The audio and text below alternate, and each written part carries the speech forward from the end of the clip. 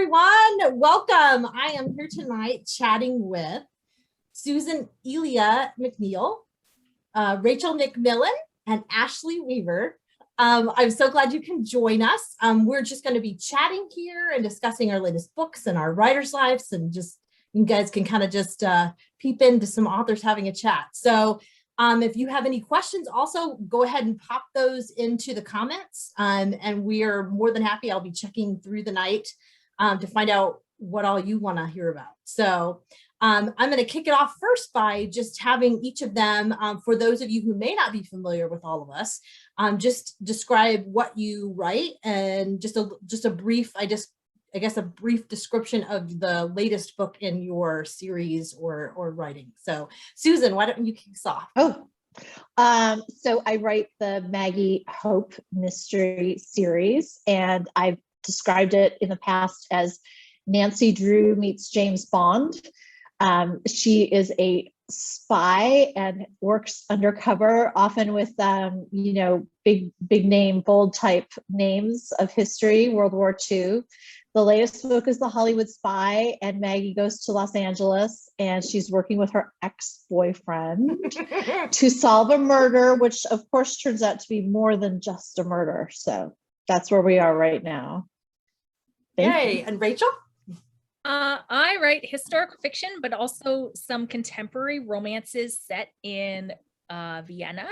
Actually, one of them is on sale this week for Christmas in July. You can get three-quarter time for free. But my most recent historical romance is called The London Restoration. It came out last August. And then I've got a book coming out in January called The Mozart Code. And The Mozart Code I pitched kind of as Downton Abbey meets the Cold War with lots of Mozart in it. It features Mozart's death mask. It has a marriage of convenience between two people who grew up at neighboring estates in Sussex and who kind of get sucked into the Cold War while finally deciding to fall in love with each other. So it's set half in Vienna, half in Prague. And it's been a very interesting book to write. All right, Ashley? I write the Amory Ames mysteries, which are set in 1930s England, which follow socialite Amory Ames and her husband Milo as they sort of solve mysteries in their upper class milieu, I guess you could say. And then my new series that I just started is the Electra McDonald series, and this follows Electra, or Ellie as she goes by. She's a locksmith / safecracker, and she ends up getting pulled into the war effort when she needs to retrieve some documents before they can fall into Nazi hands.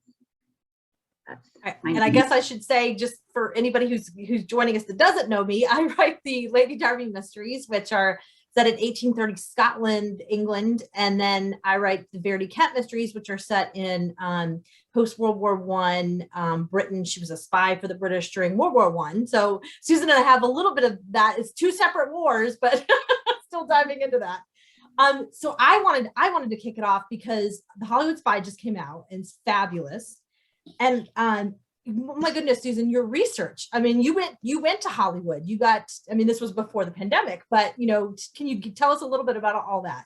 So I was lucky enough to be able to go to Los Angeles, and I'm also lucky that I've spent a lot of time there, so it wasn't so crazy exotic. I'm a New Yorker. But yeah, it was really fun to go.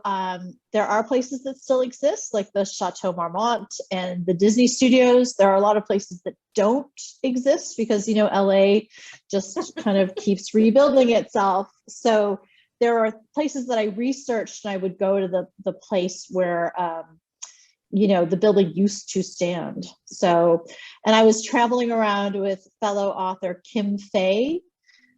She and I were in the same, we were both nominated for the Edgar the same year, and we just have stayed like fast friends, and she lives out there and she was willing to drive me around because I'm such a New Yorker. I just don't want to drive in LA.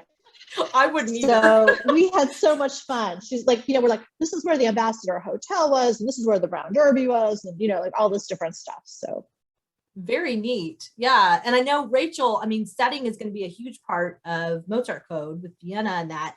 And you've been there multiple times. It's, and I know you can't wait to go back. Tell us a little bit about it, but it's a little different because it's right after World War II. So Yeah, it's a different Vienna for me because I have written it a lot as it stands in its contemporary form.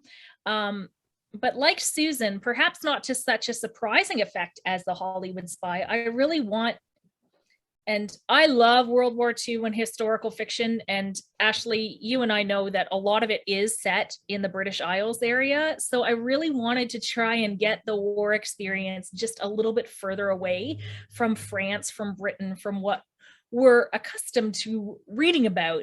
And so my last, again, like Susan, my last trip before the pandemic was Vienna and Prague, both cities I had been to before multiple times, but never through the lens of this specific book. And so I really enjoy the fact that we can take the war anywhere. And I kind of enjoy the post-war experience in these books. My London restoration is also set in the post-war because the war stopped, but it didn't mean that it was just all celebrations and people were reunited. A lot of things were unsettled in a way they hadn't been. It excavated a lot of amazing artifacts like Mozart's mask, which showed up in a pawn shop in Vienna in 1947, like all these antiquities, but also, and we have this theme in Hollywood Spy that's during the war, but a lot of relationships were strained and tested. I mean, Verity and Sydney, for example, that's kind of the entire motif of that series.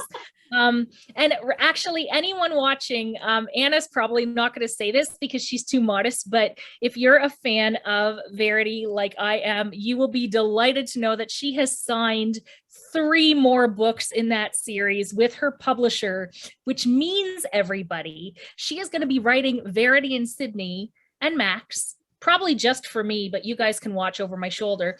And it will take us through to 2025, right? I know, isn't that crazy? Thank you, Rachel. Wow. I would never say that, so I had to. Thanks.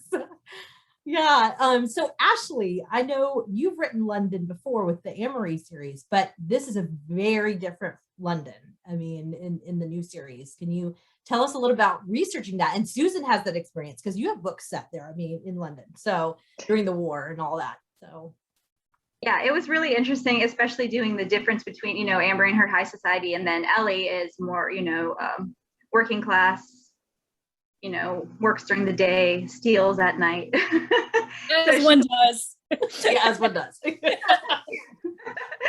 So yeah, that was really interesting. And the first book is right before the Blitz starts, so I hadn't quite gotten into that yet. But it's been really interesting, sort of seeing the differences between, you know, even it's basically about a 8-year period between the 2 series, and there's a lot of difference even from, you know, one series to the next. So yeah, definitely. They don't even seem like the same world sometimes, Ashley, to the point where I almost forgot. No. That because Amory and Milo's world is also so high class, right. And Ellie's world is not. Like, they're opposites in that, of course, you still have the banter and the dynamic that I love in your first series, but you're showing a very different side, not only of London and of England, but also the way that Ellie lives compared to Amory and Milo, who have endless wardrobes and a monkey, because I can never talk to you. You can't forget the monkey. Monkey. And so also even I mean, if you read Ashley's books, even the dialect changes. I mean, we're getting the same first person narration, but Ellie sounds completely different. Good. I'm glad you think so, because that was one thing I went into it thinking, like, I can't use, I mean, every once in a while when I was writing, I would like do a line of dialogue and think, nope, that's kind of how Amory would say it. I'd have to, for the most part, it was okay doing a different voice, but every once in a while I'd catch myself and I'd have to switch it up a little bit. And Anna, you're the same, by the way. Like, Verity is a completely different voice than Lady Darby is, again, because I mean, we've got the Scotland difference and we've got a very different type of heroine. And for people who write first person, that must be very interesting from series to series. I mean, I think for me, what makes it, I haven't had a lot of trouble because even though the series are only 90 years apart, the language was so different. I mean, the way someone spoke in 1830 was very different from the way somebody spoke in 1919. I mean, just all the slang, and like there's just, when I think of especially the Verity series, the 1919, there's a rhythm to the language almost. It's like, I don't know, I just, that's how I think of it. And reading their letters from that time and memoirs and things, you can just kind of hear it in their voice. And so I usually don't have trouble switching, I think, just because of that reason. But yeah, I find Ashley's impressive because they're such much closer in time. I mean, even though they're different classes of people. So yeah. Yeah, I was realizing this, all three of you, your books are World War II, like either during or after. And I mean, I mean, I find in my research, war changes so much, all the big and small things. I mean, like it changes everything, so there's so much you have to delve into in doing your research, because everything changes. I mean, what have you found? What are some interesting things that you didn't expect, or that you maybe caught you out when you were writing and realized, oh, wait a minute, they wouldn't do that during the war? Like, for me, the hardest thing has been to study what streets are no longer there, because you have right. But with London restoration, I'm working with people immediately there after the war, so 1946, and all of our glorious maps are different. So when I was in London taking pictures and researching, I would have to take a picture and then cross-reference later from maps would show what was blitzed. And the same with Vienna. Prague came off pretty much scot-free, but the inner stat, or the inner part of Vienna, knowing where the bombs dropped, but also what street lights, what sections of Vienna were still under a curfew for lights and what weren't, because Vienna was divided after the war into 4 quarters. The Allies occupied different quarters. The Soviets had one, the Americans had one, the French had one, the British had one, and they like all Berlin. had regulations and rules. So there's always going to be, and you all know this, Susan, we just talked about this last week, there is always going to be that one reader who has dedicated their life to not reading the entertaining book that I cannot get a PhD in everything about, and nitpicking that one thing. Actually, Rachel, this road wasn't paved until 6 months after you wrote. Yes, that, for me, it's logistical and probably not as big of a deal to most readers, but it's something that I've run into a lot of. Urban planning, condos, highways have changed the landscape. Susan, you probably find this in LA a lot. The LA now is probably different in many ways than the LA of before, especially as you were saying, you don't like driving in LA because it's renowned for its traffic and its freeways. Did you find that a lot?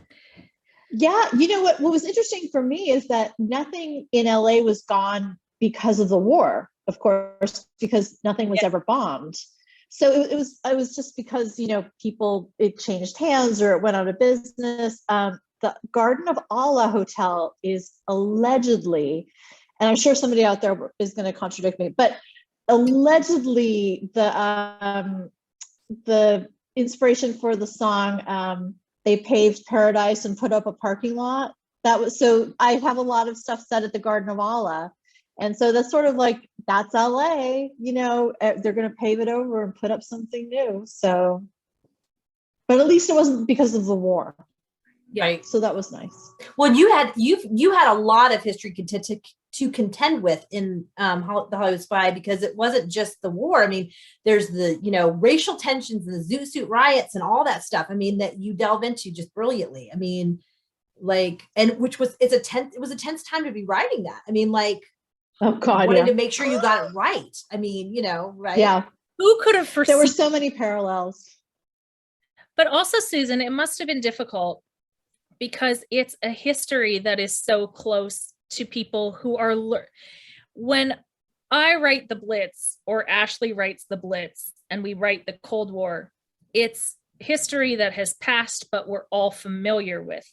You introduce us to Nazism in America, in Hollywood, which is a very sensitive thing, I assume, for readers who had no idea that it was so close in their backyard. Now, of course, every country had that rage of anti-Semitism. I just did an event with Genevieve Graham, who was talking about riots and anti-Semitic riots in Toronto before the Second World War here. So it's everywhere. But for readers to confront something when we're all told that we were allies and victors, that must have been a burden to represent it for what it was, but also to know that some readers will be shocked that it was so close to America. How did you balance? And some readers have been shocked. Yeah. But the thing is, I was shocked. My husband, and I don't know if you guys know this, but he's one of the Jim Henson Muppets, and he does like puppetry for Sesame Street. I know. So he did this gig at the Hollywood Bowl, the Muppets at the Hollywood Bowl, and he found this amazing book called Hitler in Los Angeles, which is basically all about, the rise of Nazism during the 30s in LA. And I knew nothing about it. So instead of, jewelry, he brings me this Hitler book because, that's what historical novels. He knows the way to your heart. Well, I'm now getting one and now another book out of it. So, but yeah, I was shocked. I was shocked. I understand all the feelings that readers are having because I did not know. I knew there was a bit in New York, and I knew there were some problems with Germans in New York City and like docks and things like that. But I had no idea about the West Coast, and I had no idea how deep it went. I had no idea about the KKK in Los Angeles area. So it was pretty eye-opening for me, and I'm sure it is eye-opening for a lot of readers. So I was going to say, I'm going to jump in with just a couple reader question comments. Someone asked, can y'all tell them what book in your series you should start with? So I think they're interested in getting them. So what's the first book in the series? Like, what should they start with? Well, I've been told, and I do write this. I write them specifically so they can be read as standalone. So you can start with any of the Maggie Hope books. I do think you should start with Mr. Churchill's Secretary because there are definite character arcs, and there are definite characters that come in and come out in different books, and so you'll really, really, really get to know them. And Maggie evolves. It's up to you. About readers, but I kind of like seeing their origin stories. Now, of course, I'm a romantic, so I love the romantic threads in everybody's books, and Maggie has different romantic arcs but if you want to meet her just when she's getting started, it kind of has the base for everything. Also, isn't it on its like 157th billionth printing? So not quite. Brilliant printing. They were tiny printings. So what should people start with for you, Rachel? Mozart Code features 2 characters from the London Restoration. They can be read as companion books, but I really like London Restoration for people to get a bit of an idea of what kind of writer that I am. So it's a gorgeous cover. Ashley, what about you? For my Amory Ames series, the first book is Murder at the Brightwell, and I would recommend probably reading it in order. Like Susan said, each story is a standalone story, but there is a definite relationship arc throughout the series. So I would start with Murder at the Brightwell, and then A Peculiar Combination is the first book in the Ellie McDonald series, and that's the only book. I have to tell you, Pat says that Ellie could steal the monkey. Oh, and steal the Milo is one of my husbands. I have many bookish husbands, and Milo is one of them. And Murder at the Brightwell is brilliant because you will be so frustrated by him, but then you have so many other books in which to be like, oh, Milo, you mad rascal. pesky rascal, you. And I love all your books, but Anna, I would say with Verity, sorry, I'm so demanding. Readers, I would say because your books also have standalone mysteries, but there is something about Sydney and Verity's relationship where I really think that you have to read the first one in that. I think so too. And that's this it's more fun. So.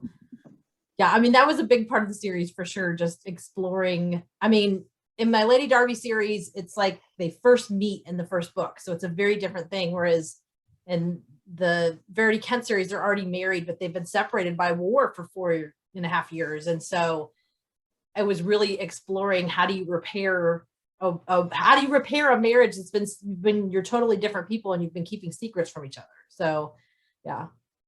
Like they fall in love again, which Yeah. incidentally is the plot of the London Restoration. And London Restoration was very much, I'm not married. So I was like, okay, who does marriage well under strain? Hey, so I went back to those books a lot, not to copy and paste, but just to ensure that the questions that I was asking were reflected. And Amory and Milo have the same thing, yes, where, you know, they are a married couple, Ashley, not separated by war, but separated because Milo is right. So Sherry wants to know, what has been the most rewarding and challenging part of writing your books? Oh, that's a good question. Oh, that's a great question. Who wants to jump in? Well, I'll say traveling has been amazing, and specifically meeting people. And I've just gotten to meet so many amazing people. And one of the relationships that I really treasure, this wasn't actually someone I met when I was traveling, but through the wonders of the internet, I got the address of a woman named Elizabeth Leighton Nell, and she was one of Winston Churchill's actual wartime secretaries. And she wrote a memoir that I drew on for Mr. Churchill's secretary. And she was living in South Africa in the early aughts, and we corresponded. And I don't mean on the computer, I mean on like blue airplane, you know, like airmail stationery.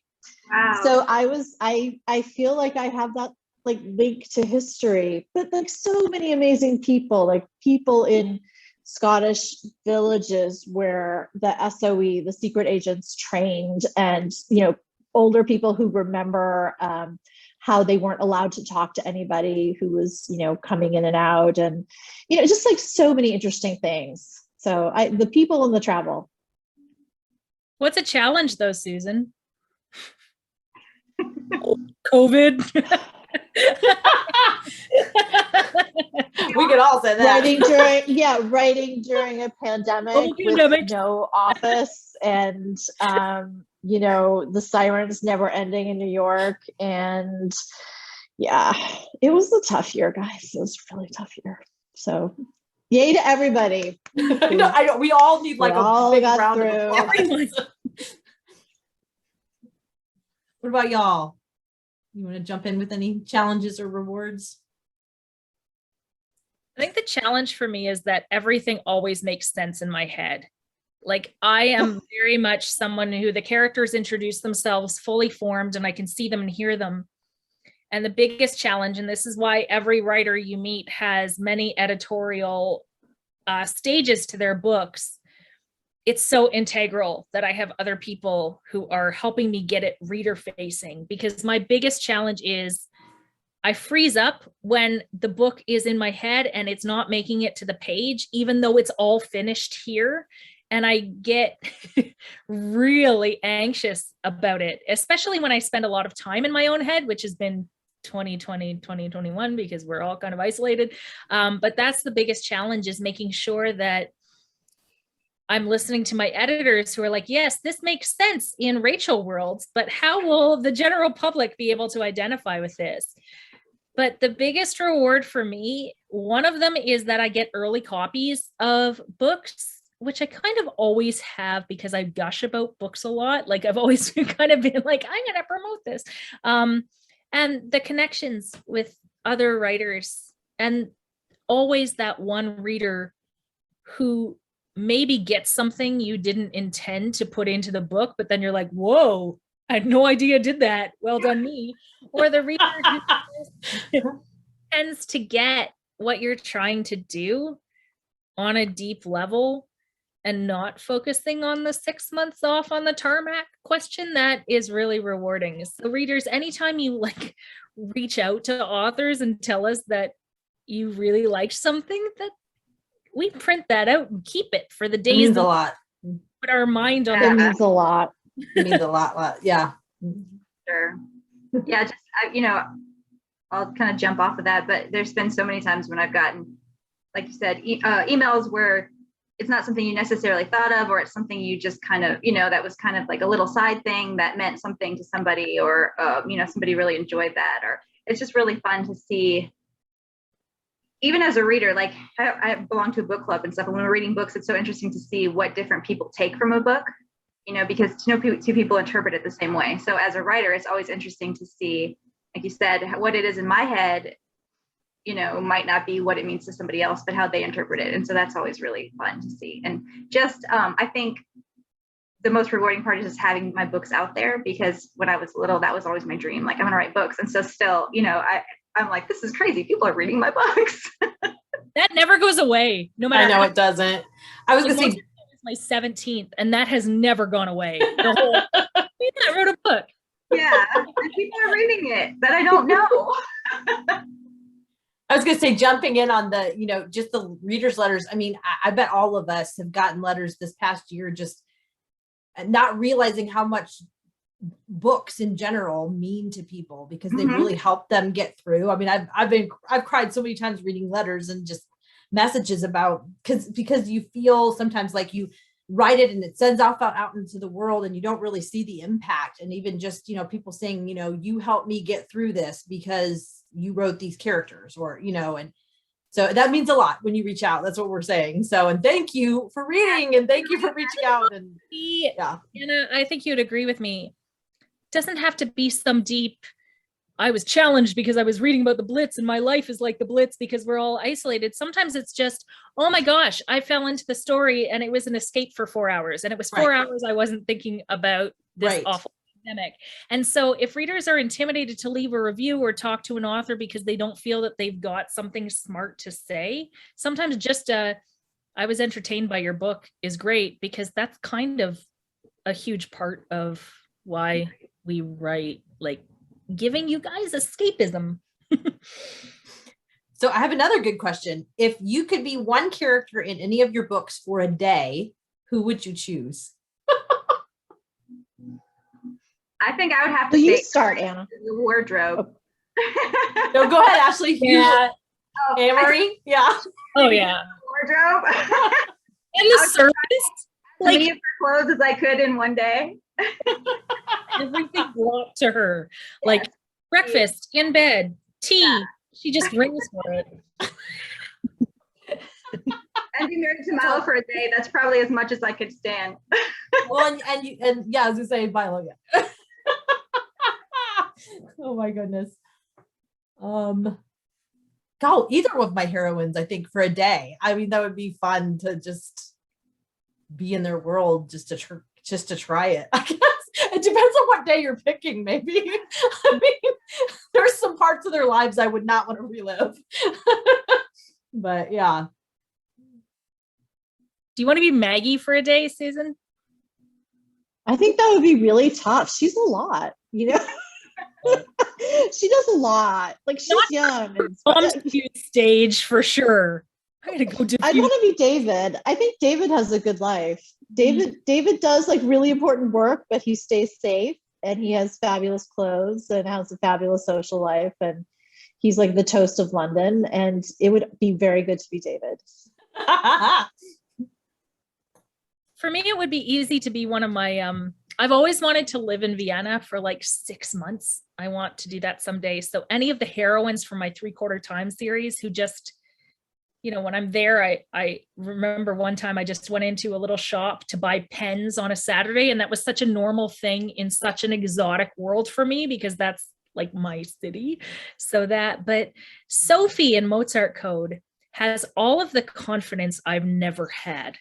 Like, she overtakes a room, and she cannot imagine a world where men and women do not look up to her, because she just owns her corner of the world, whether or not she feels that she is deserving of it. She makes a lot of mistakes, but I like that I can project my own insecurities into certain areas of a book, but then create a woman who it's not even her hiding insecurity. It just is that she's a confident person, a confident woman. And I really like that.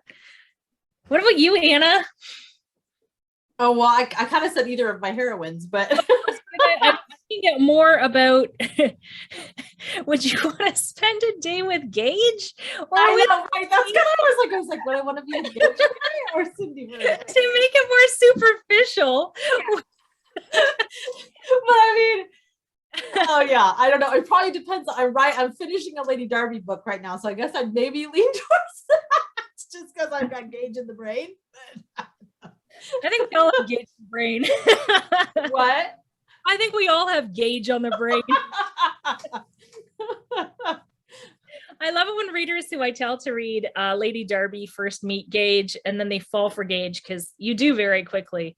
And then they're like, oh my gosh, Gage. And I'm like, I know. Yeah. I know. Yeah. Which, speaking of, I mean, we all have a little bit of romantic elements in our books, which I love. I love that part. I feel like it adds depth to the character, whether it's a long going relationship or a short one, you know, and it makes them real, you know what I mean? It gives them meat. And all of you guys do a very well, very good job with your romance elements. So I would make say us fall in love with the guys. I really enjoyed the dynamic in The Hollywood Spy with the ex-boyfriend. That was a really good like I felt Thank it. you. Nice and unique too. They've had a long relationship too. They've been together, or and apart since book 1. So it's been a long time. And it kind of shows that you never really move out of someone's orbit, because often in romances, if someone is with someone and then that relationship ends, that chapter is closed. And Anna, you did this really well with Max, because Verity and Max do have a connection in the first book, and Max ends staying in her life.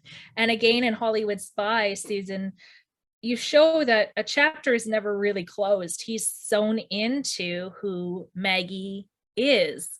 And I thought that it was a really wonderful exploration, especially because it grounded the reader in this really tumultuous time in a human experience that's accessible for everybody. And I think that's why romance is so important in war stories, because it gives people a chance to identify with a human experience. And there's so much of Maggie that's beyond us, because she's so brilliant and she's so fearless in ways, and she has a life that is so beyond all of ours. And she's in Hollywood discovering Nazis, and that whole Sunset Boulevard moment with the pool and the dead body in the pool, that's very Joe Gillis. But you bring her back to Earth with this very accessible experience of like, oh yeah, my old boyfriend. Well, that's one of her things. She might do a lot of things really well, but her love life is not so. Yeah. She's not that. She's still working it out. Let's just say she's a work in progress. And we have many. Now, is there going to be a romantic thread in the standalone book that you're working on right now? Yeah, of course. Like, no, but I mean, I couldn't think of writing without some of that. Maybe because I'm writing this book, the standalone yet untitled, is going to have 2 female protagonists. It's a mother-daughter. And so I'm looking at a 20-year-old and then a 50-year-old. So and they're not, they're interested. They have things going on. So can you tell us a little bit about what is the standalone about? I mean, other than this. Oh, so I was so into Hitler in Los Angeles, this book that I was telling you about that I read for research. This spy ring that was run by 2 lawyers who were Jewish, and they picked all sort of Gentile, German descendant people to infiltrate all of these German spy rings. And it's a story about two women who do infiltrate. And so they are completely amateur, untrained spies, and they're based on two very real people who really did it. There was a mother and daughter spy team in Los Angeles who worked for this lawyer. Yeah. That's really cool. Yeah. So it's interesting for me, like, to have two main characters. It's interesting for me to have two main characters of such different ages and such different backgrounds. But it's also really fun and challenging, and it's really different. So I bet it's really fun too. I mean, we can all tell that you love Maggie, but there's been a lot of Maggie. It must be fun to create new characters sometimes that are not Maggie. It's very fun to create new characters, and it's very fun. I'm starting to learn their voices. So I'm, because when I first started, it was so hard because I didn't know anybody, right? Like, you go into a series and there are certain characters, like, well, Maggie for me, but there's a lot of people who are in her orbit and they come back in the different books. And this was all totally new people. And it was really like, who are you? Where are you? Like, what's going on? I was really lost. And I'm starting to, like, pick up the voices and the way, like, people talk, and I don't know. It's getting That's to cool. be, like, the fun part. Yeah. I don't know about you guys, but when I'm starting to write a book, it's like I have to get so many chapters in before I really feel like I've got the rhythm and the voices again, even if they're familiar. You know what I mean? Like, Yes. I always know it's going to take X number of chapters to get to that. And so I should just not panic until I get it. So How many is that for you, Anna? How many chapters do you need to do? oh my goodness, probably it's about 50 pages or so. So 3, 4, 5 chapters. Yeah, it just depends. It kind of depends on the story too. Like some seem to hit their stride a little faster than others. So yeah, I always struggle with the beginning. That's just something I know is always going to happen, and it just needs lots of edits when I go back. Yeah. I do like Ashley, what about you? About my characters. Well, I don't write my books in order. So I kind of do a lot of different scenes, sort of. So sometimes if I know, like, this has got to happen or this has got to happen, I'll jump in and do, like, the fun scenes first. So that kind of helps me get connected with them when I get started. So it was the first Ellie book just came out, and then I did the second one. So there's some of the characters that came back. So now I'm starting to kind of know, like you said, you kind of get to know your people and kind of what their personalities are and stuff. So that's fun. It's kind of like you're visiting with old friends. And that voice is so intimate. I do think it's different because my first series was like 8 stories of Edwardian trouser lady detectives, and it's told in omniscient. So I knew Jem and Miranda's voice really well, and it's like riding a bike. I know I could sit down at any moment and just be like, Miranda Herringford, and do that with I do what I call, like, my screen, in Hollywood, I think that they do these screen chemistry tests. Do that with Brent and Diana Somerville in the London restoration. I was starting a love story that had already been established. So before I started writing, I imagined scenes where I would play the two of them out together to get their rhythm. That's cool. They both came to me at the same time. Whereas with Simon and Sophie, my two characters in Mozart Code, I got Simon first. He was meant to be a supporting character in London Restoration. Then he sat down and I met him, and I needed to come up with a heroine for him because I realized he was going to move center stage. So I created moments, especially because they knew each other before the war, where I would play them off of each other. But I do think that there's a little bit of a difference because I write in third person and we get both points of view of two characters, that when you're writing first person, establishing a relationship the way that you do, that immediacy just adds something to it, right? So I can see, Anna, how it might take a little bit to get that going. Yeah. It's, I don't know, it's just my process. So it's, yeah, I know what's going to happen. So now I don't panic anymore. And go, oh my gosh, this isn't working. This kind of goes with it. Kelly wanted to know, I've been wondering how much editing is done on your work when you submit. And it depends for everybody. I mean, for me, I do the first draft and I do at least 2 more drafts of edits, just because I know to get it in shape to turn into my editor that I have to do that. But everybody's different. I know some people don't have to do hardly any edits because they edit so much while they're writing. And I know some people do 10 edits. So what do you guys, I mean, what is your normal procedure? Somebody want to jump in? Ashley, what's your normal procedure? Normally it actually has kind of varied, like with the Amory books, actually, and also I'm on my 4th editor since I started writing. Wow. So I've had like a lot of different, and all my editors have been awesome. So I've been very fortunate with that, but just kind of getting into, there's different ways that different editors do things. And, like with my last book, I had a little bit more edits when I turned it into my editor because it was the first book in a series. And so, I kind of had my relationships down with Amory and Milo and kind of, their sort of how their books flow and the different things that they do. So with the new series, I kind of had to get a little bit more, make it a little more cohesive, I guess, with, the new world and the new characters and things like that. So, but with the second book I just turned in, it didn't have a ton of edits to do. So it kind of varies, I guess. Or you mean after that you come back from your editor, or were you saying Yeah. before you sent it? Oh, okay. Sorry. I was just meaning before I sent it at all. So No, yeah. I do get edits. So before I send it. So yeah, but I do a lot of, since I don't write in order, I do a lot of editing while I'm writing and putting things in order. Because I'll write my different chunks of scenes, and then I have to paste them all together and make sure they flow and stuff. And so it's kind of like I'm doing like heavy duty editing as I do that as well. So what about you, Susan?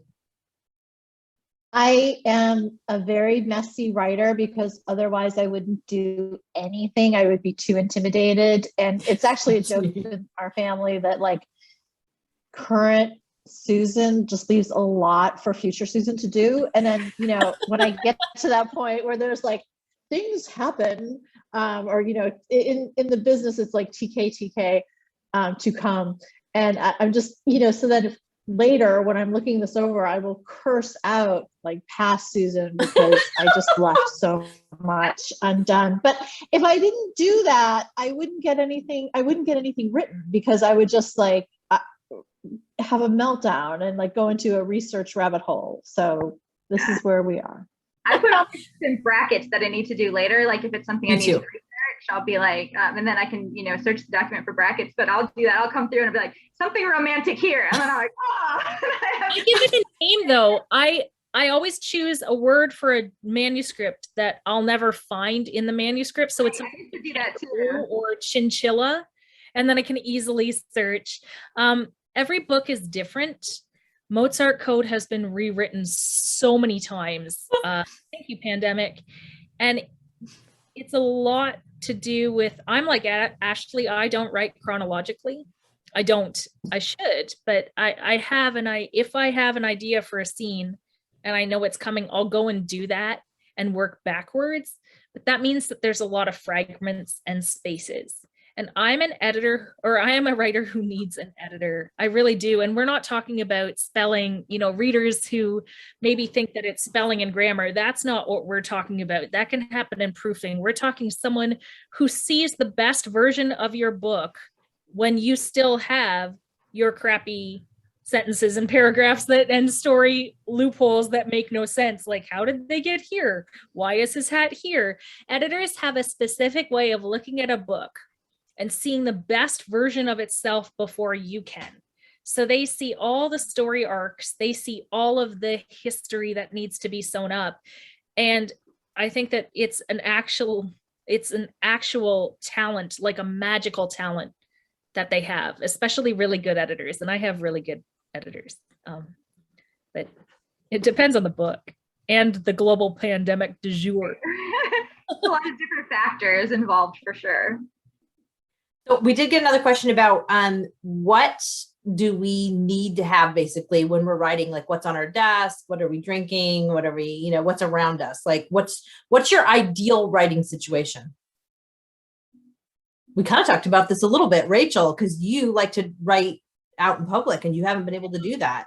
I have trouble and this is kind of to Susan's point that I freeze up in a different way, but when I'm working out in public in Toronto, or when I'm on a research trip and I'm writing down descriptions that I'll sew into the book later in Vienna or Prague or London, the noise around me not only gives me some energy, it shuts out the voices in my head. So the pandemic's been like an echo chamber where every little insecurity I have about the manuscript, I can hear it more loudly. So some people need quiet to write. I like being in public places because I kind of draw on that energy, but I also drown my own voices out. And I like noise too. I usually just write either like on my couch or sit in my bed, like, but I like the TV on. Yeah. So like, either like movies, but usually like movies I've seen before, or like true crime shows. One book I was writing, I went through like a couple seasons of Project Runway because I didn't have to pay last year, one of our Zooms last year. That was awesome. I love that. So I didn't have to pay like a lot of attention. You could just kind of write and like look once in a while and then watch the runway show. So yeah, I do like a little background noise, and then coffee, of course. I got to have my caffeine. What about you, Susan? Oh, I'm with Ashley. Gotta have the coffee. And I live in New York. My son, he's now 16. He took my office. So I've been writing on the couch. I write in bed. I'm lucky to have an office space. It's like a workspace. They call it a study hall. Like a couple blocks away, that just opened a few years ago. So I go there sometimes when I need to escape, but that was not open during the pandemic, which was crazy. I do like having my cat around, my cat Lola, and she keeps me company, and she's often like against one hip while I'm writing on the sofa. So for me, I have we moved houses like almost 3 years ago now, and I have my own office again finally, which I like having my own space, and it's just my space. I don't know, it's funny. It's like I was laughing about this because like the girls I have 2 little girls, and they can mess up like anywhere in the house, but when they come in my office, I'm like, don't touch that. Like it's like my space. Like I have notes everywhere because it's just, I know where it's at, but like nobody else would understand my process. But so yeah, I like to write in my space, and I usually have tea or coffee or something. And yeah, other than that, I pretty much, and music. I like to have instrumental music on because for me, I can't have voices. It distracts me. Which is why I don't actually write in public very well, because I get distracted by the voices. I can't tune them out.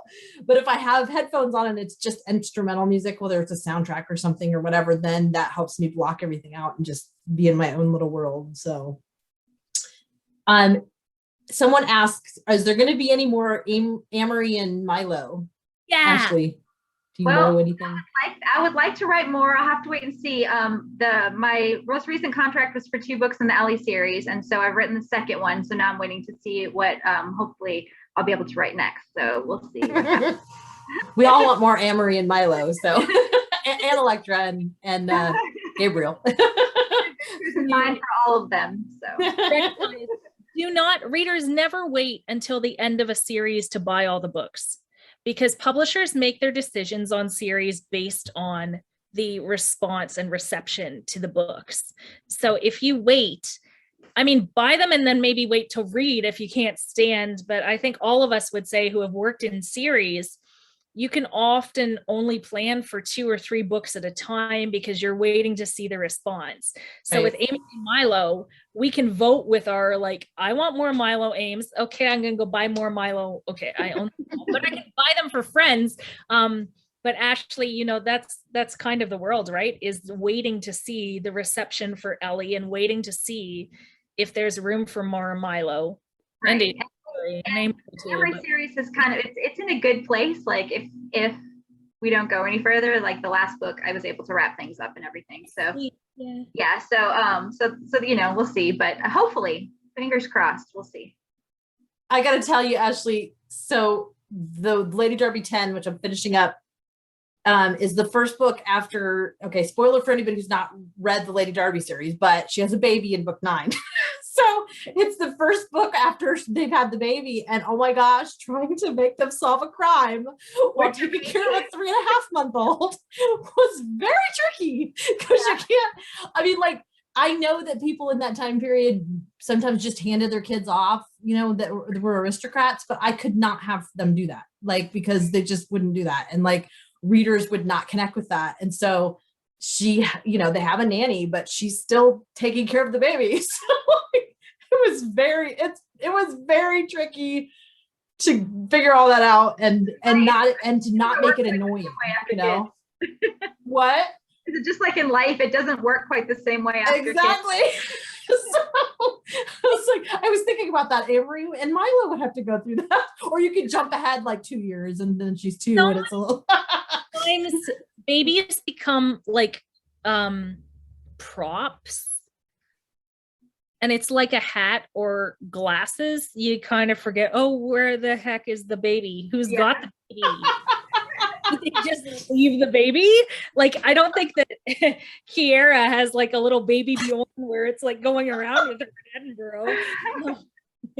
Well, for her, the biggest thing was that, you know, the baby's 3.5 months old. She's, you know, nursing. So like, she's got to be back with the baby every 3 or 4 hours. She can't just like take off across town and not come back. Is the baby fun? We see a bit of Gage in the baby. That's not a huge spoiler. Oh, you will see Gage in the baby. Yeah. He's a good daddy. I don't think we'll see Maggie Hope with a baby anytime soon. I don't know. That would be a plot I think twist. that'll happen after the series wraps. Yeah, I just don't think I can get my head around that.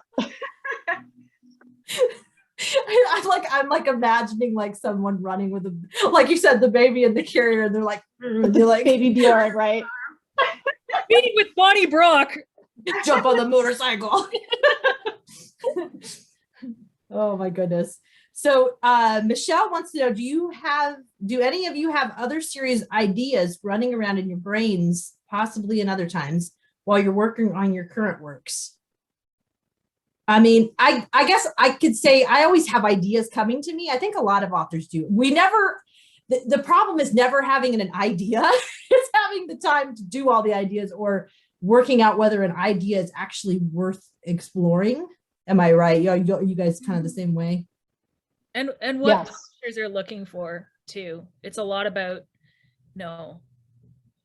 really writing to market gets a bad rap, but often you need to know what's going to be palatable to readers, and working that way. I don't know about you guys, and I don't really write right now. I'm not writing a traditional type series where you're going to see the same characters, but I'm always really invested and involved in the book after the one that I'm supposed to be working on. Like it's yes. Oh my gosh, yeah. Editing this book, and then it's the next one, and then you're like, oh right, it's the book after. Like it's always like that little. It's just the grass is always greener if I don't have to untangle this mess and I can just start fresh. Yeah, this kind of goes what you were saying. I mean, the book in your head is always perfect. Yeah, and trying to translate it to the page it's so intimidating. I think most authors, it's getting past that intimidation to get it read. I mean, I'm a genius. What? So appealing. Makes no sense. It's like it's so much fun. I'm a genius, and then the editor's like, "What the heck?" And I'm like, "Oh, it's smart in here." Yeah, I forgot to tell you this too. Oh yeah, I left out this entire plot point. Maybe. Yeah. Have different, like you said, different ideas floating around and stuff, and I think too, it's a matter of like, do you connect with the characters or the idea of the character enough to want to write them for, who knows, 7-10 books, so you really have to connect with the idea of the character. And if it's somebody you want to spend a lot of time with. Definitely. Well, if you all have any other questions, go ahead and pop them in. We're going to be wrapping up here in just a few minutes. So there's still time to get them in. I think I caught them all, but if I didn't, I guess flag me again. And And after this, you all should go in and look at the comments, because there's a lot of really nice comments about that they loved the Hollywood Spy or all the series and all that stuff. So you guys, I won't read them all out loud. So you guys just have to pop in and check them out. So thank you guys for commenting about that. I did want to ask, what's next for you guys? What are you working on now? What's coming up next? I guess Ashley, you go first. Okay, I just finished the second book in the Electra McDonald series. So that will be out, I believe, I can't remember what the date is, but it'll be out in May of next year. And so that's where I'm at right now. And I'm waiting to see what kind of I'm going to pursue next. We'll see. Kind of exciting, eh? And Rachel's got Mozart Code. That's January, right? January 2022. And then the book I'm working on, I've actually got 2 other releases. One is going to be, I'm actually with 2 other authors, Amy Runyon and Janelle Szelski. We're writing a book for HarperCollins that's set in a crumbling Yorkshire castle across 3 wars, and each of us has a different war. That's cool. So doing the Boer War, Janelle is doing World War I, and my portion of this castle is just after World War II. So that will be coming out. And then the manuscript I'm working on right now is a retelling of the Scarlet Pimpernel in occupied France during World War II. Got a little bit delayed because Mozart Code has had some tweaks to it, but I've got a wonderful Percy character named Phineas, and he falls in love with a nightclub singer named Marlena. And so if you love the Pimpernel story or you don't, I just always thought that rip-roaring type swashbuckling world would really fit into occupied France. So that's what's happening. Very cool. And Susan, The Hollywood Spy just came out last week. Just came out last week. This is the week anniversary, and I am knee deep in the new untitled standalone novel set in 1930s Los Angeles. And is it 2022 release, Susan? Or is it 22? Is it next year or the year after? Or time will tell? Time will tell, Rachel. Time will tell. Let me pop in and ask this. Rachel, somebody wanted to know, do you have titles for the Castle book or the Pimpernel book yet? Or no. And okay. This early is a days. Means is that often titles come through. It's never just writers. I mean, we have ideas, but then sometimes the publishing team of editors and salespeople are like, oh yeah, no. Again, we think we're brilliant in our heads. So those will be test out later. So in my head, I call it Castle book and Pimpernel book, and that's what we're doing. And then I have Murder Most Fair, Verity Kent book 5 is out August 31st. So that's what's next for me. And I'm finishing writing Lady Derby book 10, A Perilous Perspective, and that's out next year. So April, I think. It's almost done. It's due tomorrow. So it has to be done. And then I'll be going on to the next Verity Kent. So all good. Let me check any other questions. Anything you ladies wanted to mention? Nope. All right. Thank you guys so much for joining me. This is always so much fun. And I know so many people are saying, I love these. So yay. So thank you guys all for joining us. And I hope you guys all have a wonderful night.